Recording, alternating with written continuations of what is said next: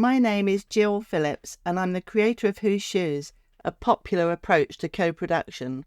I was named as an HSJ 100 wildcard and want to help give a voice to others, talking about their experiences and ideas. I love chatting with people from all sorts of different perspectives, walking in their shoes. If you are interested in the future of healthcare and like to hear what other people think, or perhaps even contribute at some point, Wildcard Whose Shoes is for you.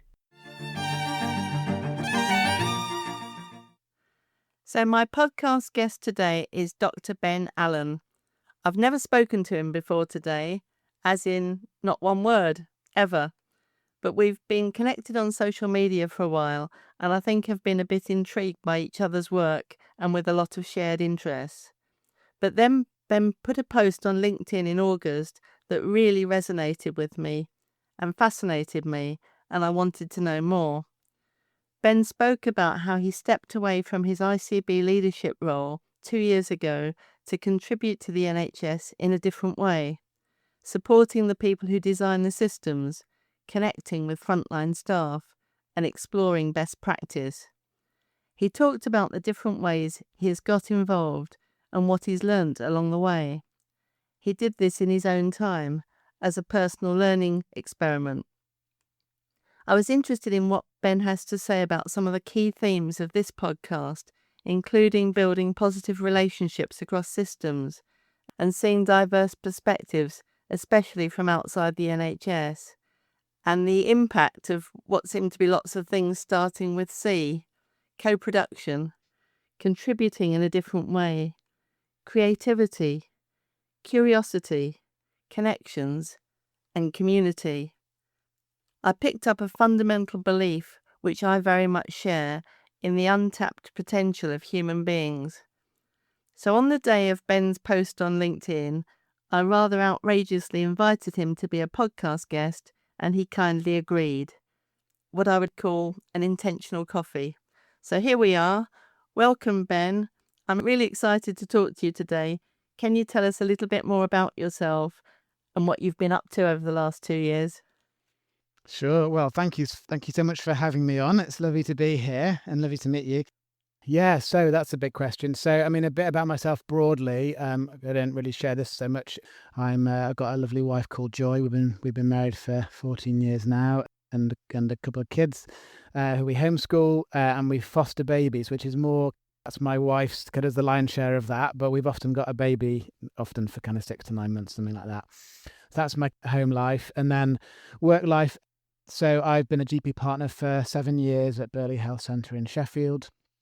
And that's where I really discovered my kind of passion for leadership and improvement, just by seeing the unreleased potential in the organisation and not knowing how to release it, getting really curious, reading books that were often around kind of organisational psychology, organisational development, and seeing how if we can kind of create the context for great work to happen, then great work unfolds. So it's what are the principles, what are the things you need to change within an organisation so that great care becomes an outworking of that. And so I learnt about that, and I spent the last 5 or 6 years putting those principles into play, and we've seen lots of improvement there. And so that's been building high performing teams is probably one of the things that I've built the most interest in. And then I had some time as a clinical director for primary care at the CCG and at the ICB. And during that time, I found that it was still quite hard for me to put into words really, but I didn't really feel like I was able to make the difference that I wanted to within that context. It'll probably take me a little while to kind of work out why that was. But I certainly wasn't leading a team, and I think that's something that I particularly enjoy. And there was a point where I just thought, a lot of the things that I really enjoy doing, that I'm really gifted at, that I think I'm best placed to do, I didn't really know if there was some kind of job or role where I could do that. And so I think that I'd been constrained by what can I be paid to do. And I would do quite a lot of bits of work that I wasn't being paid to do, but just because it seemed like the right thing to do or I was enjoying it. But there's a bit of me that kind of resented it, because I'm giving of myself, I'm giving value that I've got to helping this organisation or this person to grow or be better. And I can see that it's valuable and it's worth something, but this is just not being paid. And I realized that was actually a bit of a barrier to me just doing what I loved. And so I decided that I'd just step down from my ICB role and just spend time just going where my interests lay, where my strengths lay, and just did a lot of exploring. And that was kind of really liberating. And I was able to stay on as a GP partner for half the week. And that just meant that I was able to get into lots of interesting spaces. And my goal then, and it still is now, is how do we make the NHS the best it can be? And the two areas that I was thinking of around that was, how do we help people designing the NHS, designing the work to design it better and more thoughtfully? And how do we help people who are doing the work to do it even better? And that's to do with, how do we help people to connect, to share ideas, to learn from each other, to challenge each other, to provoke each other, to think differently, to work differently. And that's often, and this is the kind of thing I kind of touched on that post, was it's a lot to do with, in a complex system, it's so important, the relationships between organisations. We've often got highly performing organisations with very poorly functioning connections, and the system itself just becomes, I don't know, about as good as the connections are.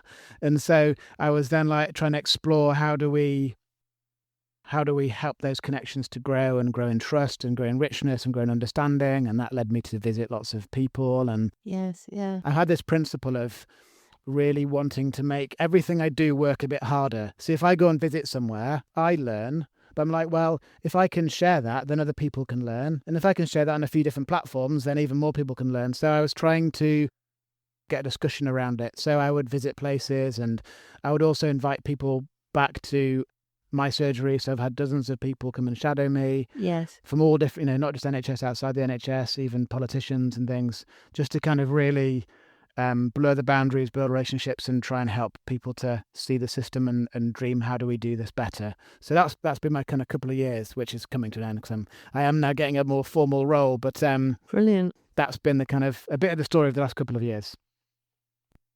I think that's so interesting, and so much of it resonates with me, and things to learn from as well. I think you'd actually put in that post, make everything work harder, I think is something I'm really rubbish at.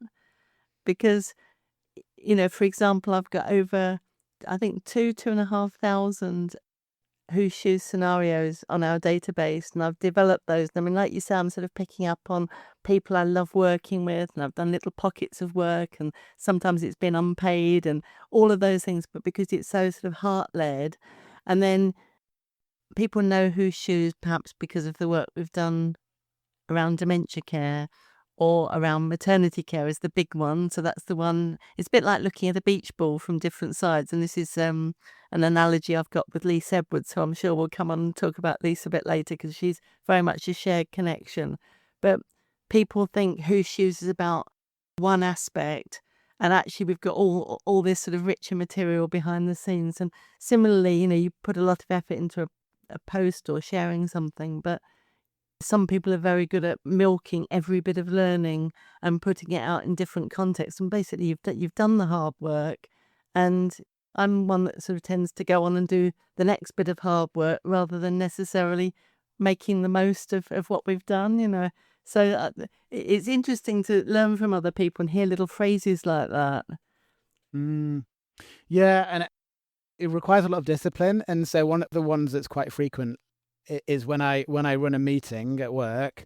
I'm quite interested in meetings. I'm interested in facilitation, because I think that's where a lot of really great stuff in organisations can happen, is through the engagement processes. But I find it quite hard to learn and pick up new ones. And so when I've led, I kind of do different things all the time, because I'm always trying to think of how can we do things differently. And I will take photos of the boards that I've used, the questions I've used, and then I will try and kind of share that on social media, where I say, like, this is in general practice, you've only ever got 30 minutes to meet with people. So you've got a lot to do in those 30 minutes. So I will, after the meeting, and I'm already tired from cramming in a meeting into my day, but I'm like, I want to make sure this is captured and shared so that there may be someone somewhere who gets to benefit from it. And another version has been, so I've even kind of done some stuff on YouTube to help patients to understand changes in general practice and that kind of thing I've done. But I've even kind of spilled into poetry because I realized that I did this really careful kind of 4-minute description about the changes in general practice. And it had some engagement, but I thought, well, I wonder if I make this into a kind of a poem rap called the GP Crisis Rhyme.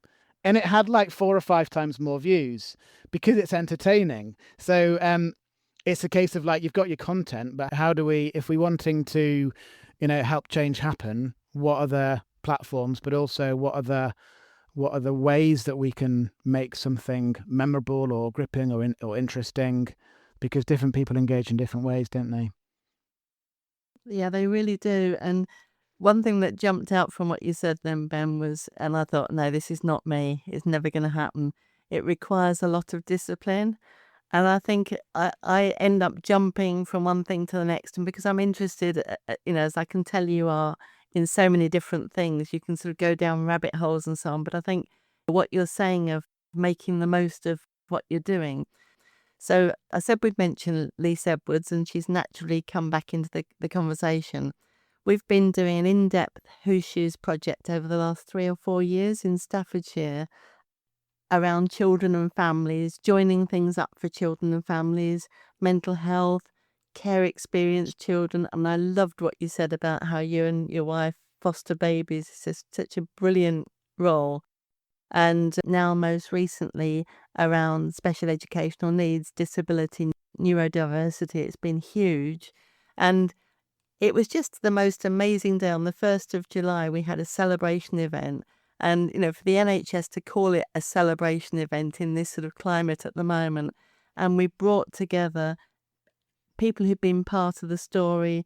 And Lise, I think you may have met her through Liberating Structures. I met Lise through Liberating Structures. She lives and breathes Liberating Structures. And we did some fairly outrageous things. So we had a ball of wool and told the story over the last 4 years, linking up the people around the room. They could choose when they came on board and tell their little part of the story. And we did it all live. And so Colin, my husband, the technical director, who you met briefly at the beginning, was there, and I said, you are not to go wandering in the grounds. You've got to film this. You've got to capture the evidence in every way we can. So we're now making I've got a YouTube channel, but to make a sort of really good film, to actually try and really tell a story takes a lot of time. And I'm lucky because Colin's skills are there, and I enjoy doing it. I like doing the storyboarding and the creativity side and telling the story. But it's been a lesson really. Could people say with Who Shoes, well, what's the evidence? What impact has it made? And I mean, obviously there are different ways of expressing that, but just to have those live people popping up with energy and enthusiasm and showing how we've connected across Staffordshire, the parents groups, the children and young people themselves, the educationalists, the director of children's services were, all there in the room telling their part of the story. And to bring that alive with a video or something like that, to get that opportunity, was very, very rich, really. But it's the time to follow up, isn't it? And sometimes, I mean, what I've found over, my Who Shoes journey, if you like, has been the last 17 years. And sometimes the biggest things, the best things, I've got no evidence of because I was so busy at the time.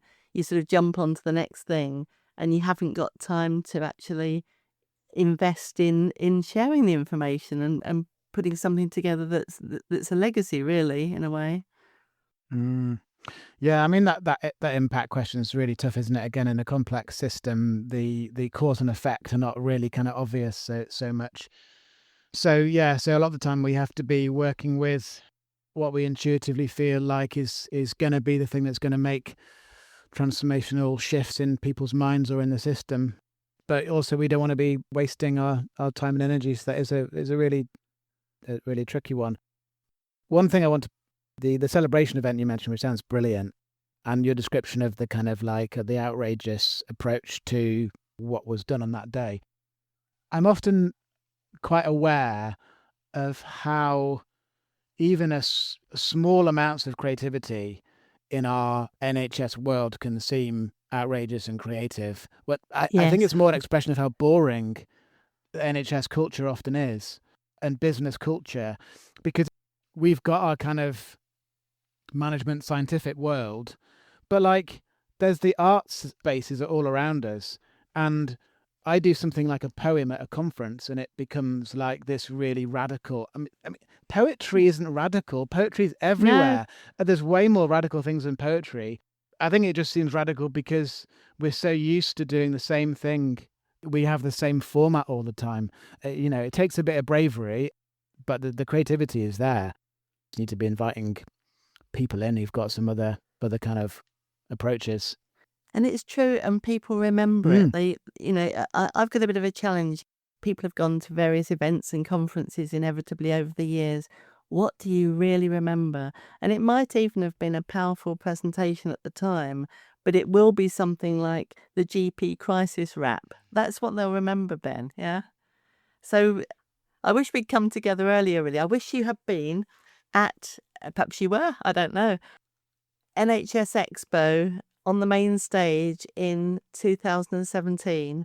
We did Matt Exp, the musical. Oh my God, right? So Matt Exp is our big maternity experience campaign. It's been very, very inclusive. And we ended up with, I think, 35 people who were all in there. They were themselves. There was a GP, obstetrician, a mother, midwife, bereaved parents. It was very real and very moving. We had Jackie Dunkley Bent, who was the chief midwife for England, and led brilliantly, and our creativity enabled by the fantastic Sarah J. Marsh, who somehow had steered this path whereby she put together a proposal for what we were going to do about maternity, and it ended up in this. My vision, really, I think I'm crazy sometimes. I think I had a vision of like a West End musical, but it wasn't far off. We crowdsourced a piano. We weren't going to pay for anything. We got Forsyth Music Shop 150-year-old music shop in Manchester. It gave us a better model because it would have their logo bigger on the piano. There's always reciprocity, isn't there? Yeah. And we brought together, we told the story through poems, through Hush's poems and scenarios. We had people popping up around the audience, so it gave a logistical nightmare in terms of miking people up. And then at the end, we went to the front and we were told no way could we go on the stage. We could go along the front of the stage, but not on the stage. But the people at either end of the group were a bit forgetful, or perhaps they hadn't, sometimes not everybody in the group gets that message. So up they went on the stage, and right across the stage, we've got all these people singing about better births for everyone. And honestly, it was disappointing because it was the penultimate session of NHS Expo, so it was a really big deal. I think we were before the health minister, and so a lot of people had come along not to see our session, but to get good seats for the session afterwards. And some people were there on their laptops in the audience, and we were trying to get them engaged. And we think that maternity is important for everyone. Did they agree? Stand up. And people were still sitting down. And we said, well, we really think that maternity is relevant to everybody. Stand up if you've ever been born. And these people were trying to sort of put their laptops to one side because it became uncomfortable then not to be standing up, So it was a little bit naughty, and it was all filmed, and I never got the footage. Oh. Never got the footage. And I could see that it was risky, that, really, really serious subject, and to tell the story through music and poems and a bit of a laugh. And we had such good feedback, including from some fantastic people who are leaders in, who've experienced baby loss and really sad experiences, thought it was so authentic, but that didn't give the confidence somehow to, tell the story loud and proud. And I thought that was really sad. But the people who were there experienced it, and we've got some bits of footage, and they've been shared a lot. Yeah, and there's something I'm in the process of exploring is what do people want out of a conference, and therefore what would be the mechanism to help people to get that. And I'd be a bit surprised if we arrived at the one that we've got. Yeah. I've been quite inspired by, I don't know if you've come across Nick Shackleton Jones. He's written a book called How People Learn. And that's I'll check that really out. brilliant. So one of the concepts is around push and pull learning, how when we're interested, we pull learning in. So we get podcasts, we get YouTube, we read books. We're interested. Push learning is the difficult one where someone's already not interested. And so one way is, testing somebody. That's one crude way of making someone interested for the sake of a test. But it's like, what are the other ways that we can make people interested? And that's often through an experience. So an example of this that I did was, again, it was risky. Was that I was doing a talk on principles of how to build high performing teams, and one of them was about psychological safety and facilitation. And I was talking to some quite senior doctors, and so I thought I could tell them that this matters, and I could tell them that when you're back in your surgeries, do people really feel able to speak up? Because if you're missing their voices, that's going to really matter. And I thought, well, they might just think they may grasp the point, but instead I said, oh, by the way, I've been asked by the ICB to just double check with you because they want to do some teaching sessions, and I want to just check what are the areas of medicine that you're feeling like you have not got a very good grasp of at the moment. Are there things that where you feel a bit out of your depth, where you don't really, where the medicine is, you're not really clear to you, or that if there's a weak area in your practice, basically? Because if we can find, I just want to jot them down so that they can put on a learning session. Do you mind just popping your hands up and just letting me know which areas? And so, of course, there's like 100 of them in front of all their peers. Who's going to put their hand up and say, so there was one or two brave people who stuck their hands up. I wrote that down and said, great. So I'll let them know that these are the areas that you want to grow and learn on. Is that okay with you? And then I moved on to my talk. And then a minute or two later, I kind of came back and said, like, what was that experience like? Did you feel able to say what the areas that you wanted to learn are? Because we've all got areas we want to learn on, but did you feel comfortable putting your hand up?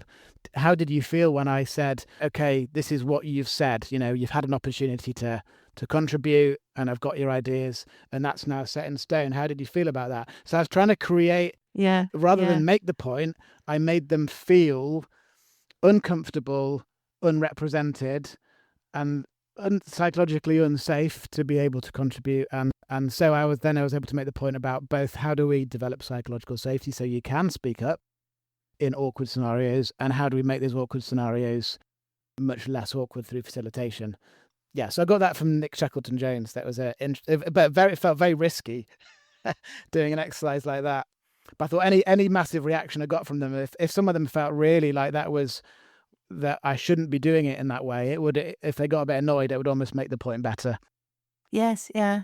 And it's only by trying something out, isn't it, that you find out, you get an idea like that. I mean, I've found through my work that it's confidence sometimes, and just you kind of push the boundaries a little bit more, and you can see people's eyes light up. I think that it's quite interesting, with a live audience, you do something and you get a reaction, don't you? Good or bad or neutral or whatever it is. But, if you get good, I suppose, at sort of scanning the audience, and, I try and pick out when you see people's eyes light up and you kind of know that you're taking it in a good way in terms of actually opening some real conversations rather than just, another training session or whatever it is. That's exciting.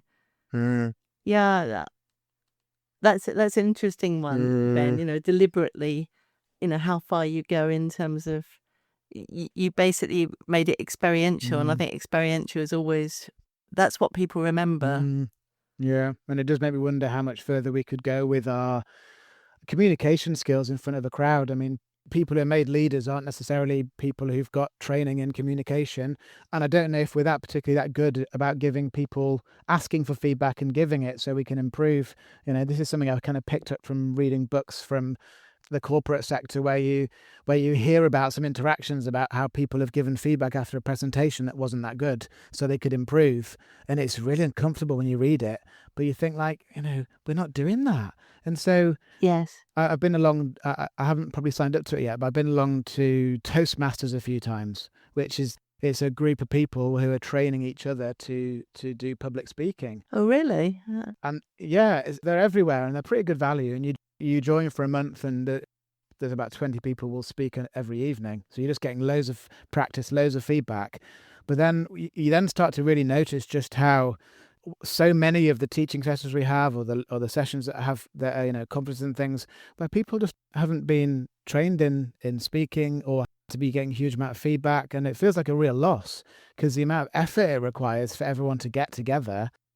And I'm speaking as someone who has not done that journey either. I'm just aware communication is so important, isn't it? Exactly. I think we owe it to the people who have made the effort to come to be doing it, not just based on our own kind of instincts. How do I think I can do a good talk? And then just doing it. I think we need to get better at that. Yes, and the standout talks, they really stick with you. I think, I mean, I don't want to pick out sort of a favourite from my podcast series, but one that I absolutely loved recording and has really, really stuck with me. I did a podcast with a guy called Stephen Russell, who grew up in care. And for me, just sitting talking to him, it felt like an hour of goosebumps. He was telling his story. He was telling it from the heart. I hardly had any editing to do. He grew up through the education system as an outsider, didn't get qualifications, but he's now able to use his experience to help other young people in the same sort of circumstances. So he's inspirational to young people who are in care, perhaps being told they're a bit rubbish at school, they're not achieving, they're not conventional. And my next podcast is actually going to be with a young woman called Aurora Thompson, who Stephen Russell had a book launch. So he's written his book about overcoming adversity, and he had a book launch conference, which was the opposite of the conferences that we've been talking about that nobody remembers, because everybody would remember this. And I think he had 6 young people as speakers, and the first one was Aurora Thompson talking about her childhood, and it just blew people away. And it was the first time apparently that she'd ever done a talk. So I got talking to Aurora, and she agreed kindly to be on the podcast, and hopefully it's an opportunity for her, helping her build her profile and so on. But more importantly, sharing her story, and people will be listening. So Stephen had spent this time with me telling his story, and it was so special. But I realised he hadn't, we got towards the end of what needed to be the end of the podcast, and he hadn't really talked about what he's doing now to help young people. So I'm really hoping he comes back for a part 2, because that was not something to be kind of like rushed in 3 minutes at the end. It's a whole story in itself. But I met Stephen through Lise Edwards, and that's where these fantastic connections come, isn't it? Yeah, sounds great. So connections, Ben, let's talk a bit more about connections and how these, for me, informal networks, things that you can't plan. I think for me, I kind of throw seeds out. I met Lisa at a one-to-one session in a breakout room in Liberating Structures, and it led to this extraordinary project across Staffordshire. I can't plan for that, but I think by kind of putting yourself out there, then these opportunities come along. I remember growing up, hearing the term networking and hearing about people doing it, and I never really got it. Really, I'm not a natural networker. I'm more of a natural problem solver, I think. So when when there were struggles in my practice, the thing I did with the problem solving I did was to learn from textbooks and make that happen in my practice. But then when I started to get more interested in large scale change, the problem solving led me to networking. Right.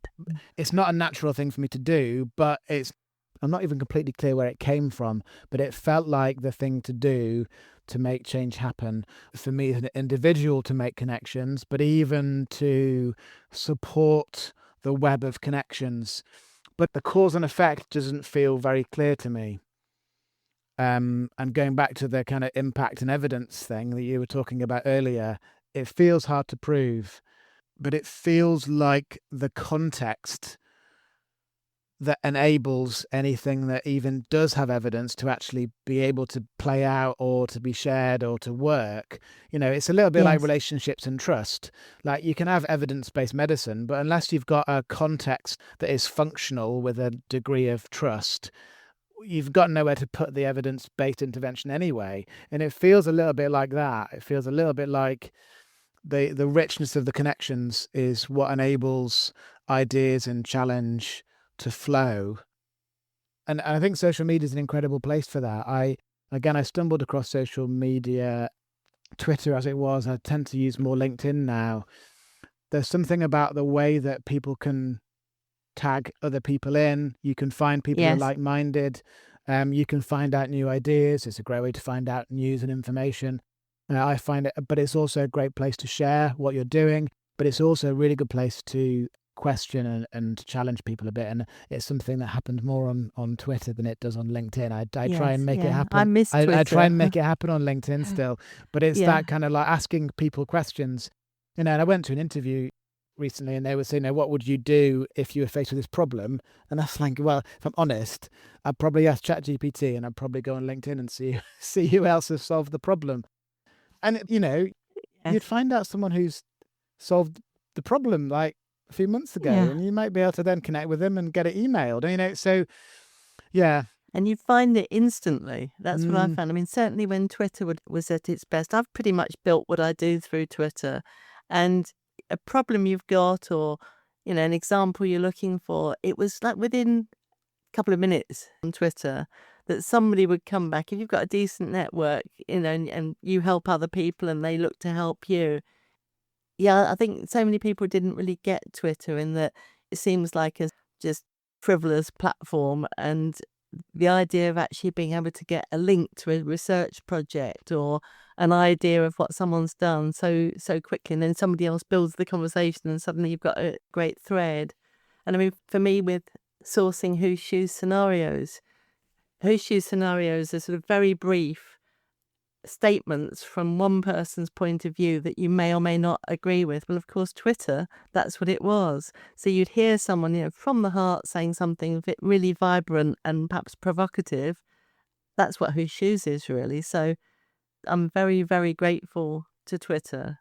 Yeah, I don't think we've really fully got our heads around the world with social media and what it can offer. I think that we really well understand the importance of scientific knowledge and qualifications, because that was the thing that got stuff done historically. It was scientific discovery and evidence-based medicine. But as the world becomes more complex, it's often the connections between ideas and people that are the thing that's going to help get things done even more so. And that's often what social media enables. Yeah, I think it's just sits there as a hobby for some people. Yes. Whereas actually, I think it's going to be increasingly integral to how we get things done. And certainly that seems to be how we're both using it. I think I've been lucky in that I naturally enjoy it. I love connecting with people and I love connecting people to each other. So, you know, it can be quite a pain sometimes. You know, I've got two people and I think they need to talk to each other. Okay, they're both busy. They need to talk to each other. And I think that makes it that I would naturally want to share something on social media as I can feel that you do. Whereas when you get kind of guidance that you should post 3 times a week or you should do this stuff, I don't agree with any of that, because unless you've got something to say, don't post. And when you have, post from the heart and make it count, hopefully, you know, and comment on other people's things, not because you want to improve your stats or whatever it is, but because you've actually got something to say and you care about the conversation. So I think there's some pretty dodgy advice really about social media, and I don't go along with that. But I love the way, I mean, coming back to what you were saying, Ben, about connections and how hard it is to measure, but how you can feel that things are changing. I mean, I think you've used 1 or 2 watery images, you know, to go with the flow and so on. I think ripples are impossible to measure, but every person you talk to, I mean, hopefully people listening to this podcast, we won't know what little perhaps snippet resonated with somebody, or someone running off, as I'm now going to read Nick Shackleton-Jones' book, because that's one that I've sort of noted from our conversation. So you don't know what ripples you're enabling. But I think something that by doing my Whose Shoes work, as I say, for 17 years now, we have a pretty set format for our workshops, whereby in the afternoon we've sown seeds all day for people to feel that they individually can actually do something, whether it's something really small or something big, and we invite them to make a pledge if they want to. And then I do a session sort of live in the room where I ask people who's passionate enough that they want to actually share what they want to do with the whole room. So it's risky because, like you're saying with that group of 100 people, and this would typically be 50 people, for someone to think, my idea is big enough that I'm going to go first. And very often the people with the best ideas aren't the ones that are putting themselves forward to go first. But I think what I wanted to say in terms of kind of added value and connections is that I can pretty much feel now that if someone makes a pledge and something that they want to do, that I could link them with somebody else who's already doing it, who's struggling with it, a mate to work with on it, because of my connections and social media. So people tend to think, I think, quite insular, you're working with one team or one trust, but actually link up with somebody else, and it just makes, I think it makes the whole thing more fun, more doable. It makes people less lonely. It makes them a bit bolder to try something and to put themselves out there a bit more. But it's not the traditional way of doing things. And I think that's what you've picked up on so strongly. Yeah, no, I love your ripples analogy. Yeah. We see cultures within organizations, but I even think of social media as having its own culture, and you can see how some cultures can change over time. But I think we've all got a role in helping spaces to be more how we want them to be, and being curious and kind, and when you get annoyed, to take a step back before you start replying. I think we've all got a way of being able to make it a more hopeful, productive space. Yeah. And teams, I mean, you must have some fantastic examples around teams. I know something that fascinates me is if someone says, oh, my team's got this terrible culture, and you think, how many people seeing that and wanting to change that, and how much confidence does it take? Because you're part of that team, aren't you? You might have just joined it, or you might have been there a long time, but the culture within your team is negative or whatever it might be. How can an individual kind of change that? There's a question. There's a question. I can see that's a big question. Yeah. And it might be a rhetorical question, I don't know. But... Yeah.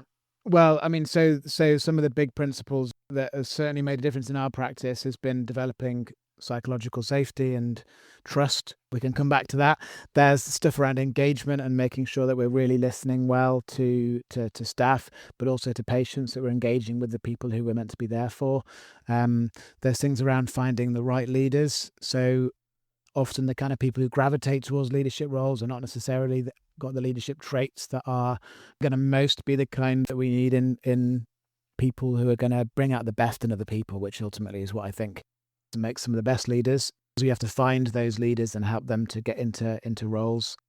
Recruitment has been really important, and making sure that you've got really good structure around how do we help make sure that everyone in the organization is known and understood, and their strengths are understood, and their challenges are understood, and they're being enabled to grow.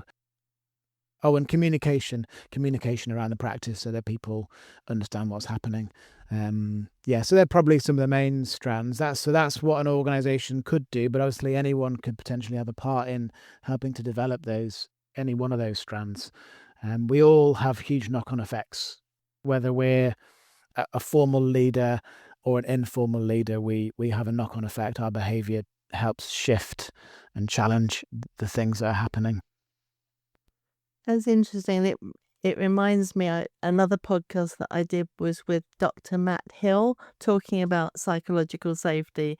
And again, I remember some of the examples. I remember him talking about, I suppose, perhaps an overlap with my work in terms of looking at things from different perspectives. And, you're an established member of the team and a new person joins, and you might think that your department's super friendly and inviting and welcoming. But how does it feel for that new person walking in on that day, and what you can do about that? And I remember as well, he used an example of a train journey. So his team, perhaps 3 of them, 4 of them, going up from Plymouth, I think is his area, to Manchester. and how you could have a train journey whereby everybody catches up on some work, they're looking at their phones and so on. Or you could have an opportunity that those people who perhaps never get the chance to have a really in-depth, not even in-depth conversation, just talk to each other as human beings, and perhaps their family or whatever is going on for them, and to kind of use that time to get to know the team and how rich that is, rather than just being in your professional role. So I find that sort of thing fascinating, the different human elements that we sometimes lose these days. Yeah, when I first came to my practice, we had a room that was only used by the doctors. There was no real staff room. So just the act of making the biggest room that we had to be a communal staff room meant that people were now interacting much more. So there's things that we can sometimes do that is just changing the context with our own organisation, that just means that sometimes the way that desks are arranged and all that kind of thing can impact on what the interactions end up looking like. But also there's ways of facilitating conversations at work. One of my favourite that we've ever done was everyone brought 3 things in that mattered to them. Oh, wow. All these exercises that you can do require pitching it at the right level of trust that you have. Yes. This might work better in smaller groups in some organizations, but we managed to do it with about 20, 25 people. People brought in 3 things that were meaningful, that mattered to them, and they shared it. And we went around, and it was just amazing. So you just learned so much about people. You'd learn about people who'd lost loved ones and people, what mattered to people, like within it. So it might have been a driving test, or it might be something to do with a hobby they've got, or it was just really varied. There was tears, there was laughter. It was a beautiful experience. And I think most people would have viewed that as being a nice break, from the fast-paced work. But because I know that psychological safety is possibly the most important thing in a high-performing organization. And one of the ways you do that, I think, is to stretch people's vulnerability a bit, enough that they can manage. And when that goes well, and when people start revealing things about who they are as a person, it means that when something goes wrong on another day, the bonds and the connections between people and the relationships are that bit richer, and they can handle challenge more. And so I realized that that's the work that was being done in that meeting. And so we need more of that stuff, I think. But it often doesn't, if work is measured by how many patients are seen, then we don't do the work of building high-performing teams, which is what you need to see lots of patients and get good experience and outcomes. I think you've explained that so well. I really do. And just thinking about that exercise, I like the fact that people are choosing themselves what they bring in. So if they know they're going to talk about them, they can choose their level of vulnerability, can't they? Whether, like you mentioned, bereavement or something, perhaps that might be their most important thing, but they're not going to take that into the work. Perhaps not this time, but perhaps if you ran it in a couple of months' time and those more human connections have been formed, you'd feel safe to take that in. That's so interesting and important. Yeah, no, that's a great point. And Patrick Lencioni is one of my favorite authors. Absolutely love, like, all his books are just brilliant. They're like novels with like about a third of its theory at the back. But one of his exercises around psychological safety, in a small group, you ask, I think it's like, where did you grow up? How many siblings? Tell me about your kind of siblings. And then it's the third question was like, tell me a challenge that you overcome growing up. Right. Which feels like quite and he said in the book, there's lots of context where I feel like this question is just too big and too, felt worried about delivering it. But every time he's done it, it's gone really well. And that's been my experience as well. And I think it's partly that, Gill. It's that if you want to talk about something really vulnerable, you can. But of course, no one knows whether or not it's your biggest challenge that you overcame. Yes. Yes. And I would recommend that as a little kind of trust building kind of warm up. I've got a lot of homework here, Ben. Yeah, sorry.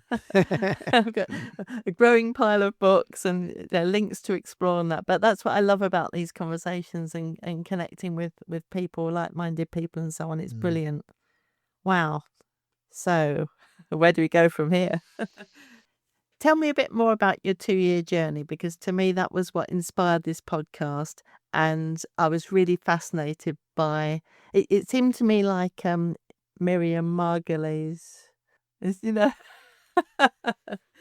who goes and explores Australia and New Zealand and finds out about people and what sits behind, what makes true Australia, what's really going on. She kind of gets to the absolute core of people and society and what happens. And I think I've got another friend and a recent podcast guest, Goody Singh, who I'll mention because she's amazing, and she's just gone around the UK looking at children and families and health inequalities, and it's going to go out, I believe, as a Radio 4 series starting at the end of September. So it seems to me quite a few of the people that I know in some way or another are doing the same kind of thing as you've been doing, Ben. Rather than doing a formal training course or something conventional that ticks a box, just go and find out about things. Tell me more. What have you been doing? Yeah, so I'm just trying to think about what some of the more interesting aspects to this. So just to recap, I would spend time on social media, and then I would hear about things that were positive. I'd connect with someone online, and then I might go and visit somewhere, or if there's a really great example of something happening, I might visit and sharing stuff online that I've been doing. And then that's then led to, and I've been able to support with some of the work NHS England are doing when they're designing bits of like the GP recovery plan or the incentives that we work towards, and the national neighbourhood implementation programme as well. And kind of designed a leadership training course, which I really enjoyed, where I was almost kind of co-creating the content with the participants. That was really brilliant. And I was just trying to think of what some of the kind of main points were. And I think it's something around the fact that we so often work in our little context or our silo, and we kind of almost kid ourselves that as long as we're kind of doing the work that comes in and working to our contract, that we're doing our job, even as well as we could. But there's something about understanding the context in which we're working in that kind of completely reframes a lot of the activity that we're doing. And I find that the services that surround general practice are just kind of these kind of mysterious organizations. Often people even email and don't even leave a name. It's just like 111 or something, or or the an ICB team, and you just don't know who they are. You don't know what matters to them. You don't know what their problems are or what the challenges is between our organizations. So I would just very frequently email, and I would reply, or if there was things that were problems in the way that they were communicating or something that hadn't worked out because of some problem between our organizations, I would follow it up and try and get to know people. And now often I'm able to, there's been various things like some of the results that come through are not flagged red when they should be. And I know who to contact and say, do you realize it's not flagging red and no one's going to see that? Or the NHS app, I realized that it's said on the NHS app that if a result has come through from your GP surgery, you can click on it and see. If it's from your hospital, it said, we can't give you results from the hospital, you need to contact your GP surgery. Well, of course, if it's from the hospital, you shouldn't be contacting the GP surgery, you're contacting the hospital. Yeah. The NHS app advice was wrong. I mean, how many thousands of people were reading that and being redirected to the wrong place? So it's like I managed to get that changed. Again, partly through kind of knowing who the right person to contact might be. So that kind of idea that making out there somewhere, making these anonymous people and organizations, people you've got a relationship with, that you can then even challenge a little bit, because you feel a warmth to each other when you know each other, and then you're able to, and then off the back of that, you're more likely to kind of get somewhere where you're actually helping each other out. Yeah, so there's something around that, I think, that's been really, really rich. And so now my next role is going into, so I'm a medical director for physical health and neurodiversity at a NHS community and mental health trusts called in Rotherham and Doncaster. Oh, that's really interesting. You start that shortly. Yeah, so I've very intentionally taken a role that is both where one, it's I've got, and I'm staying as a GP partner. So I will both be a GP partner and a medical director in a big trust. I'll be working in Sheffield, and I'll also be working in Doncaster. I'm a generalist who will be working in a specialist service. So I'm hoping to almost be the bridge between those spaces. Yeah, I can feel it. Yeah. And it'd be really interesting to kind of see what richness that might bring. So it's a way of me being able to almost do the things I've been doing, but in a more formal role. And I think for me, as you're talking, I know in our short preparation for this, we've mentioned one or two shared contacts. And one of my very special people is Professor Becky Malby. And I did a sort of mini series within my podcast series around universal healthcare and talking to people who, just like you, Ben, are actually joining things up, finding out about people, making those relationships. It gave me the wonderful opportunity to talk to my long-term friend, Tom Holliday. So some of the guests I didn't know and some of the guests I did know, and to hear more about Tom's work as a consultant paediatrician who's also easily could say, yeah, the tests are all fine, there's nothing wrong, discharged, or not my problem, I'll refer you to somebody else. And just like you're doing, I think he was making relationships with people like the school nurse, people that before he wouldn't have known who it was. It was just one of these anonymous, impersonal services. And then I think you've summed it up so well that you can challenge people a bit more. You can have a proper conversation because you actually know each other. And I was fascinated. I spoke to George Winder. He was a GP up in Leeds. And Bill Graham, I think you know. And I did these separate podcast episodes with each one talking about the role of communities and universal healthcare. And now we've got the 10-year plan that actually talks about communities. So is it going in the right direction, do you think? Yeah, I think so. It's really hard, isn't it? Because every time there's a big change, there's a lot of trauma involved in change, isn't there? And you've got to feel like it's worth it. I know that Nuka in Alaska is probably thought to be one of the best performing primary cares in the world, and for the money that it costs. And yeah, I know that they're kind of working in much more integrated ways, as are lots of places. The way that I've kind of thought about the change, in the sense that making me feel like it's necessary, is that I kind of use the analogy of how people often have a single condition and a single medical condition, and the clinician can manage that problem with a guideline. But then people start to get like 2 problems or 3 problems. You kind of got these 3 or 4 guidelines, and you're trying to use 3 or 4 guidelines all at once. And these guidelines are never designed to be used with other guidelines. Right. Just like medications, they're all proven to work individually and not with others. So you get this kind of increase in complexity. And so actually, you can't just manage someone with 5 guidelines. You have to manage them in a very different way. You need a changed approach. And I wonder if this is the integrated care that we're moving into is a bit of an equivalence. If you've got one service that you need, fine, you can go on and use that service. But once you've got 5 or 6 services, and some of them completely outside of medicine, like, the police and social care, and you've got the care workers and coming from the care home and schools. There are people, and it's not everyone, but there are some people who've got loads of services involved. And it's not the same. It's not just like one service times 6. You've now got this total mess of appointments, of assessments, of interventions.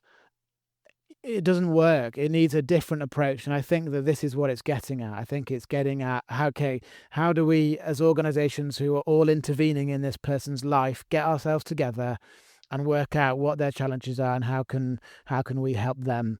And it might mean that some organizations have got to do it the same as what they're doing, and some organizations are going to get to do less than what they're doing. And hopefully, if it's also more effective, then you might be able to get better care for the same cost. That's what I'm hoping is the logic, and it'd be interesting to see how it all plays out. Well, I think you're playing a massive part in that, Ben, and it's been so fascinating to talk to you. And I think you've touched upon what Tom Holliday and my Darcy Fellows friends would call a lot of wicked problems.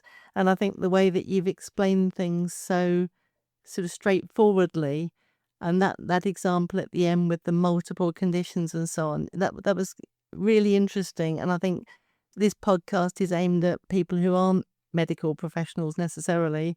And I think you've really added value in terms of explaining some of these things that sit behind the system and what the problems are. And I think the more people understand that, the more progress we can make together to actually improve things. So huge thanks. Jill. Thank you for coming along Thank you. to talk to me. No, it's been an absolute joy. I'll leave you with one thought, which I often do, which is around, because people find me to be quite a hopeful person, and I want to kind of explain where that comes from, which I think lots of people could apply to their scenarios. Most people can see that there's challenge and there's difficulties, and it feels like we just need more money and more people, and that I think we certainly do. But at the same time, most of us can also see that the people around us and our organizations are suboptimal. They're not working to their full potential. I think most people can see that. And I see the hope as being, how can we help the people that we're working with and the teams that we're in and the organizations we're in and the connections between us? If we can help those things to be working at their full potential, then we can get a huge amount more done and better care and a better experience for those staff and for patients. And so that's been my, helping that to happen has been my main interest. So a note of hope on the end, which is what we all need, and a brilliant lemon light bulb to finish with. Thank you, Thanks Ben. for having me on, Jill. Thanks for what you're doing as well. To creating these conversations, and I was listening to your podcast whilst I was pushing the pram at 5:30 in the morning the other day. So, this isn't a way of being able to, we don't learn at universities all the time. It's really important that we find ways of helping people to learn differently. And so thank you for what you're doing. I did start a podcast and I have another discipline that you've had to continue it. So well done. You're younger than me. There's time for everything. Thank you. Right. Thank you so much for listening. If you enjoyed this episode, it would be fantastic if you would leave a review and a rating, as well as recommending the Wildcard Hoosiers podcast series to anyone who you think might find it interesting. And please subscribe. That way you get to hear when new episodes are available. I have lots more wonderful podcast guests in the pipeline. And don't forget to explore and share previous episodes. So many conversations with amazing people who are courageously sharing their stories and experiences across a very wide range of topics. I tweet as Whose Shoes. Thank you for being on this journey with me, and let's hope that together we can make a difference. See you next time.